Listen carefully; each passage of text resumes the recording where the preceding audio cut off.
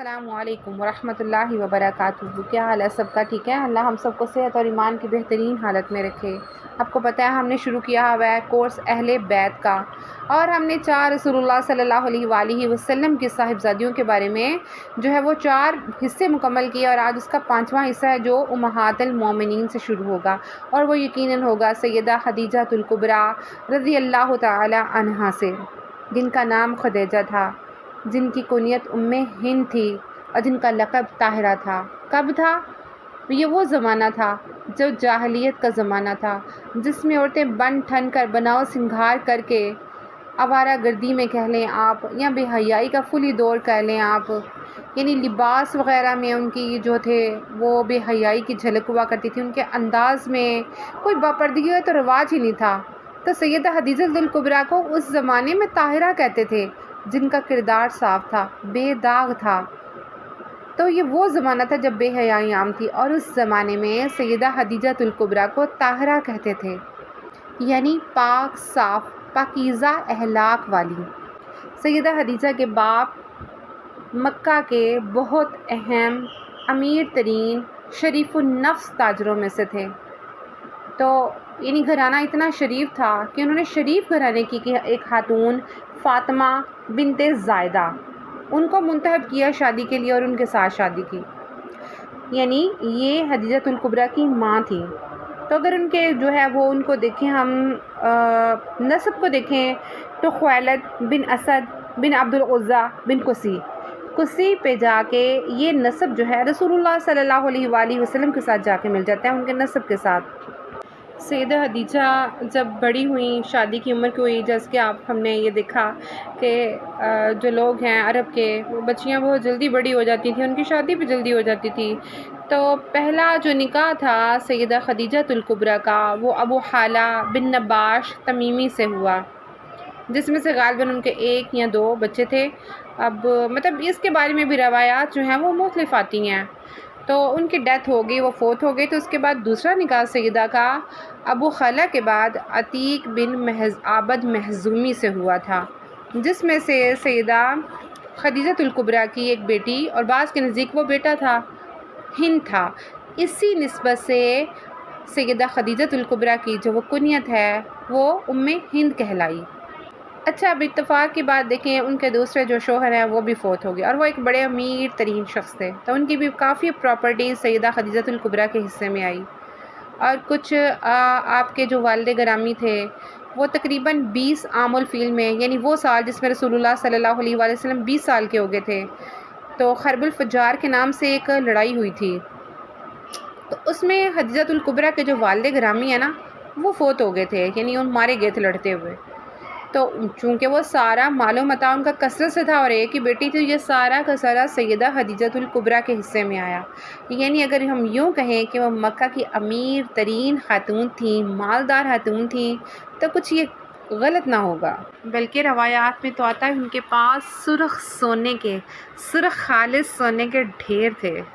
اس مال کو سنبھالنے کے لیے ظاہر تجارت تو انہوں نے کرنی تھی، تو وہ کسی کو مال اپنا دے کے بھیجتی تجارت کے لیے، تو اس میں جو پروفٹ ہوتا وہ پھر ڈیوائیڈ ہو جاتا تھا۔ تو مطلب کافی دقت کا بھی سامنا تھا ان کو کہ اتنا مال جو ہے وہ کیسے سنبھالا جائے۔ اچھا، یہ وہی دور تھا جب آپ صلی اللہ علیہ وآلہ وسلم کی شرافت، ایمانداری، صادق و امین کا ڈھنکا بجا ہوا تھا۔ خدیجہ الکبریٰ رضی اللہ تعالیٰ عنہ نے بھی یہ شہرت سنی، تو آپ صلی اللہ علیہ وآلہ وسلم کے ہاں پیغام بھجوایا کہ کیا آپ میرا مال لے کے تجارت کے لیے جائیں گے، چونکہ آپ صلی اللہ علیہ وآلہ وسلم کے چچا بھی یہیں کام کرتے تھے، یعنی خاندانی کام تھا ان کا بھی تجارت، تو سرداروں کے قبیلے میں سے تھے، وہ بھی رکھ رکھاؤ والے تھے۔ تو بس پھر ان کو پیغام بھیجا، تو انہوں نے اس کو ایکسیپٹ کر لیا۔ ان کے چچا ابو طالب نے کہا، بیٹے یہ بہت اچھا موقع ہے، آپ کو جانا چاہیے، آپ کو ان کا مال لے کے جانا چاہیے۔ تو سیدہ خدیجہ نے اپنا ایک غلام جس کا نام میسرہ تھا اس کو ساتھ کر دیا کہ بھئی ساتھ جانا، وہ پہلے بھی بھیجا کرتی تھی نا۔ تو بس پھر رسول اللہ صلی اللہ علیہ وآلہ وسلم، جیسے کہ میں نے پہلے بھی بتایا تھا، جیسے آج کے دور میں یورپ کی منڈیاں ہیں، اس دور میں دمشق اور جو شام ہے وہ ہائی پوائنٹ تھے تجارت کے لیے۔ وہاں پہ آپ صلی اللہ علیہ وآلہ وسلم سیدہ خدیجہ الکبریٰ کا تجارت کا مال لے کے پہنچے، اور طریقہ پتہ ہے کیا تھا؟ یہ ہمارے تاجروں کی طرح نہیں کہ اس کو صحیح قیمت پہ بکے گا پھر ہم بیچیں گے، نہیں تو ہم رکھ لیں گے، نہیں جی ہماری تو قیمت ہی نہیں پوری ہوئی۔ تو آپ وسلم کا طریقہ کیا تھا؟ وہ تھوڑے پروفٹ پہ چیز بیچتے اور آگے کر دیتے، وہ چیز فٹافٹ ختم ہو جاتی، اس کو دوبارہ خریدتے اور دوبارہ ہی تھوڑے پروفٹ پہ بیچتے، یوں کئی دفعہ مال لیا اور کئی دفعہ بیچا۔ اب میسرہ دیکھ کے حیران تھا، کیونکہ وہ تو پہلے بھی لوگوں کے ساتھ آتا تھا، تاجروں کو دیکھتا تھا کیسے ہیرا پھیریاں کرتے ہیں، کیسے شراب نوشی کرتے ہیں، کیسے مال بیچنے کے لیے جھوٹی قسمیں کھاتے تھے۔ لیکن آپ صلی اللہ علیہ وآلہ وسلم نے ایسا تو کچھ بھی نہیں کیا تھا، بڑے پولائٹ طریقے سے اس کو بیچتے، سچ بولتے، کم پروفٹ رکھتے، اچھے طریقے سے۔ تو اس میں ہم سب کے لیے بھی سبق ہے، یعنی دینا تو اللہ کی ذات نے ہے، لیکن ہماری جو صفات ہیں وہ اللہ کے ہاں گنی جائیں گی۔ جو کچھ ہمارے نصیب میں ہے ملنا تو ہمیں وہی ہے، اب یہ ہمارا عمل ہے، ہم اس کو حلال حاصل کرتے ہیں یا حرام حاصل کرتے ہیں۔ الغرض مطلب میسرہ بہت ہی متاثر ہوا، بہت زیادہ، اور جب وہ واپسی پہ آئے تو ڈھیر سارا پروفٹ تھا۔ آپ صلی اللہ علیہ وآلہ وسلم کو کافی حصہ دیا گیا۔ تو جب میسرہ نے ساری آپ کی باتیں بتائیں کہ کیسے آپ نے ایمانداری سے کام کیا، جھوٹی قسمیں نہیں کھا رہے تھے، کوئی شراب نہیں پی، کوئی بددیانتی نہیں کی، اور کتنے اچھے طریقے سے اتنا مطلب دوسروں سے کئی گنا زیادہ پروفٹ لا کے دیا، تو سیدہ خدیجہ تو بہت زیادہ متاثر ہوئی۔ وہ تو کیسے ہی شخص کی تلاش میں تھی، انہوں نے رسول اللہ صلی اللہ علیہ وآلہ وسلم کو نکاح کا پیغام بھیج دیا۔ اچھا، آپ صلی اللہ علیہ وسلم نے فرمایا ٹھیک ہے، میں اپنے چچا سے مشورہ کر لوں، کیونکہ چچا ہی تھے، تب تو واحد کفیل ان کے چچا ہی تھے نا۔ تو رسول اللہ صلی اللہ علیہ وآلہ وسلم نے اپنے چچا سے مشورہ کیا، جس سے انہوں نے ہاں میں کہا کہ یہ بہت ہی آپ کے لیے اچھا موقع ہے، وہ بہت باعزت اور مالدار خاتون ہیں، آپ کو جو ہے وہ انشاءاللہ بہت اچھا سہارا ملے گا۔ تو آپ صلی اللہ علیہ وآلہ وسلم کی شادی یوں نکاح جو ہے وہ سیدہ خدیجۃ الکبریٰ کے ساتھ ہو گیا، اور تب آپ صلی اللہ علیہ وسلم کی ایج جو ہے عمر ہے 25 سال اور سیدہ خدیجہ کی عمر 40 سال تھی۔ اب دیکھیں اس میں بھی اللہ تعالیٰ کی کتنی قدرت تھی، کیسی عجیب، دیکھیں نا کہ وہ ہمارے معاشرے میں بھی کہتے ہیں نا بڑی اور عمر کی عورت ہو تو وہ تھوڑا ماں کا پیار بھی اندر شامل ہوتا ہے، بس ایسا ہی کچھ تھا۔ تو جیسے آپ صلی اللہ علیہ وآلہ وسلم کو اپنی ماں کی پیار کی کمی تھی، جیسے دادا بھی چلے گئے، باپ بھی چلے گئے، تو سیدہ خدیجہ کی شکل میں ایک بہت پیار کرنے والی خاتون جو ہے نا وہ آپ کی زندگی میں آئی، یعنی بہت خیال رکھنے والی، پیار کرنے والی۔ تو آپ صلی اللہ علیہ وآلہ وسلم کتنے دن چلے جایا کرتے تھے غار پر، یہ غور و خوض کے لیے کہ یہ جو کائنات ہے کیسے بنی ہے، لوگ یہ سب کچھ کیسے کرتے ہیں، یہ سورج، یہ چاند، یہ کیسے چلتے ہیں، آبزرو کرتے رہتے ہر چیز کو۔ تو اگر ہم آج کے دور کی عورتوں کی بات کریں تو وہ کتنے دن روٹی پانی لے کے چلے جایا کرتے تھے، ہم کہتے ہیں پتہ نہیں بھائی تو کدھر چلا جاتا، گھر کا پتہ ہی نہیں ہے، بلکہ وہ انہوں نے ایک سکون کی فضا مہیا کی آپ صلی اللہ علیہ وآلہ وسلم کو، کبھی تنگ نہیں کیا ہے، بڑے اچھے طریقے سے رہیں۔ اور پھر وہ سیدہ خدیجہ رضی اللہ تعالیٰ عنہ ہی تھی، جب آپ صلی اللہ علیہ وآلہ وسلم پر پہلی وحی نازل ہوئی اور آپ تھر تھر کانپتے ہوئے گھر آئے تھے، تو حضرت خدیجہ نے ان کو سہارا دیا، ان کو سمجھایا۔ اچھا، پھر وہی تھی، انہوں نے بڑے طریقے کے ساتھ پوچھا کہ وہ کون تھے، اپنے کزن ورقہ بن نوفل کے پاس بھی لے کے گئیں، پھر انہوں نے سمجھایا کہ اگر یہ سچ کہہ رہے ہیں تو یہ وہی ناموس ہے، یہ وہی فرشتہ ہے جو وہی لے کے آیا کرتا ہے، تو یہ اللہ کے آخری رسول ہوں گے۔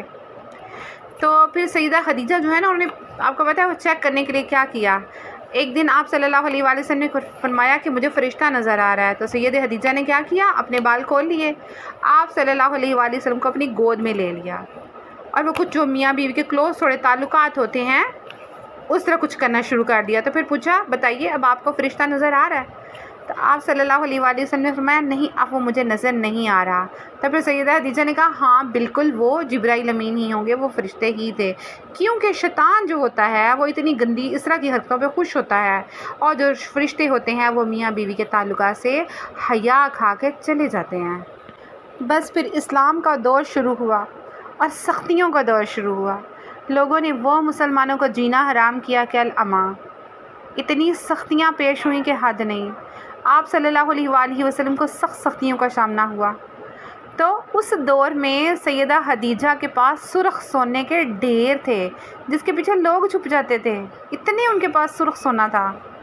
تو اس زمانے میں جب آپ صلی اللہ علیہ وآلہ وسلم کو شدید ضرورت تھی مال کی، سیدہ خدیجہ الکبریٰ وہ تھیں، قابل رشک خاتون تھیں، جنہوں نے قریش کے سرداروں کو گھر بلایا گھر بلا کے کہا میں تم سب کو گواہ بنا کے کہتی ہوں کہ یہ سارا مال میں نے محمد صلی اللہ علیہ وآلہ وسلم کے حوالے کر دیا ہے، کہ کوئی یہ نہ کہے کہ بیوی کا مال لے رہا ہے یا یہ یا وہ، سارا مال ان کے حوالے کر دیا۔ تو حضرت عائشہ صدیقہ رضی اللہ تعالیٰ عنہ کہتی ہیں مطلب مجھے کسی عورت پر اتنا رشک نہیں آتا جتنا خدیجہ پر آتا ہے۔ کہتی ہیں حالانکہ میری شادی سے پہلے وہ فوت ہو گئی ہوئی تھیں لیکن وہ قابل رشک تھیں، تو یقین کریں واقعی وہ بڑی قابل رشک تھیں۔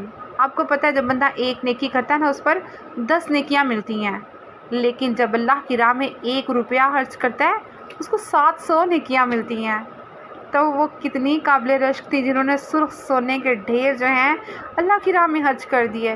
جیسے حدیث پاک میں آتا ہے کہ 2 ہی ایسے شخص ہیں جن کے اوپر آپ رشک کر سکتے ہو، حسد کر سکتے ہو، رشک کر سکتے ہو۔ ایک وہ عالم جس کو اللہ نے علم دیا اور وہ پھیلاتا ہے اللہ کے لیے، اور ایک وہ امیر شخص جس کو اللہ نے پیسہ دیا اور وہ اللہ کی رضا کے لیے اللہ کی راہ میں اسے لگا دیتا ہے۔ تو یقیناً وہ بڑی ہی قابل رشک تھیں۔ بس پھر سارا مال اللہ کی راہ میں خرچ ہو گیا اور آہستہ آہستہ کفار مکہ کی سختیاں اتنی بڑھیں کہ آپ صلی اللہ علیہ وآلہ وسلم کے خاندان، آپ کی فیملی کو شیب ابی طالب میں 3 سال تک محصور کر دیا گیا، جہاں پہ نہ کوئی تجارت کر سکتا تھا، نہ کوئی لین دین کر سکتا تھا۔ اور وہ شہزادی، وہ اپنے باپ کی شہزادی جو شہزادیوں کی طرح پلی تھی، اس نے نعم و ناز و نعمت میں پرورش پائی تھی، جس کے پاس جو ہے وہ خوبصورت ترین کلیکشن تھی ہر چیز کی، وہ شیب ابی طالب میں رسول اللہ صلی اللہ علیہ وآلہ وسلم کے ساتھ اللہ کی رضا کے لیے 3 سال تک محصور رہیں۔ 3 سال تک جب لوگ وہاں پہ درختوں کے پتے ڈھونڈتے تھے کھانے کے لیے، جہاں پہ لوگ کھال مل جاتی تو پانی بھی بھگو کے ابال کے کھاتے، ابلے ہوئے پانی پیتے، لوگوں کو 5 6 دن قضائے حاجت نہیں آتی تھی۔ یہ وہی اپنے باپ کی شہزادی اللہ کی رضا کے لیے اور اسلام کے لیے اپنا سارا مال خرچ کر کے اللہ کے رسول کے ساتھ 3 سال شیب ابی طالب میں رہی، اپنے بچوں کے ساتھ۔ بچے روئیں بلبلائیں تو ماں کو تو کلیجے پھٹ جاتے ہیں۔ سیدہ خدیجہ آپ صلی اللہ علیہ وسلم کی رضا کے لیے، اللہ کی رضا کے لیے اپنے بچوں کے ساتھ وہاں پہ محصور رہیں۔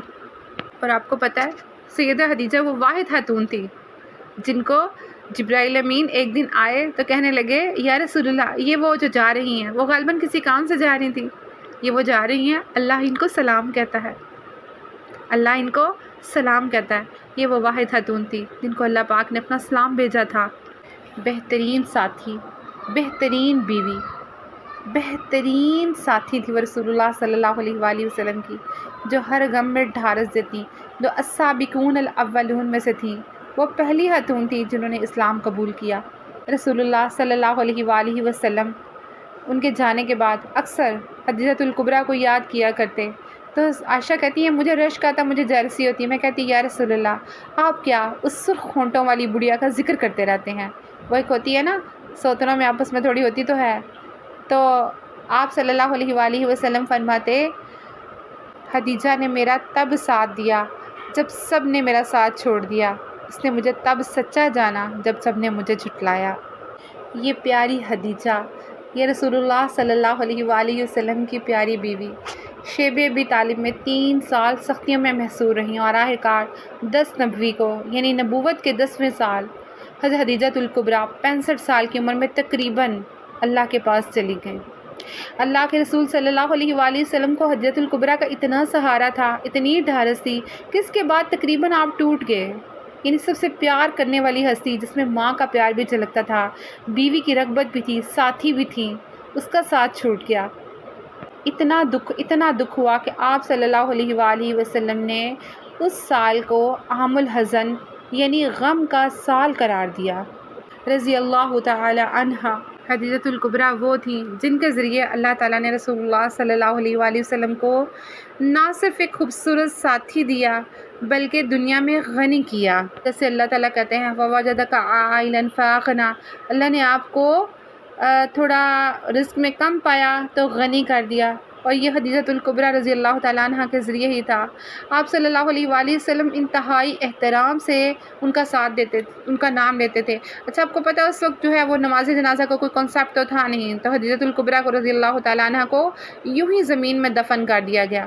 یعنی نماز جنازہ نہیں پڑھائی گی، کیونکہ تب شریعت میں نماز جنازہ تھی نہیں، کہ آہستہ آہستہ اسلام کے احکامات جو ہیں وہ نازل ہوئے، خاص کر مدینہ المنورہ میں جا کے جب سکون کی تھوڑی سی فضا میسر آئی تو زندگی گزارنے کے اصول جو ہیں وہاں پہ جا کے رائج ہوئے تھے۔